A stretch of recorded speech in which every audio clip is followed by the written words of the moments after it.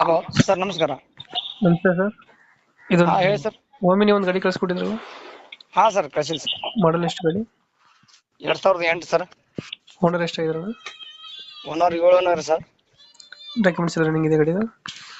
Documents ಎಲ್ಲ running sir. 2028 ಮಟ್ಟ FC ಇದೆ. ಹ್ಮ್ ಇನ್ಸೂರೆನ್ಸ್ ಡ್ಯೂ ಇದೆ.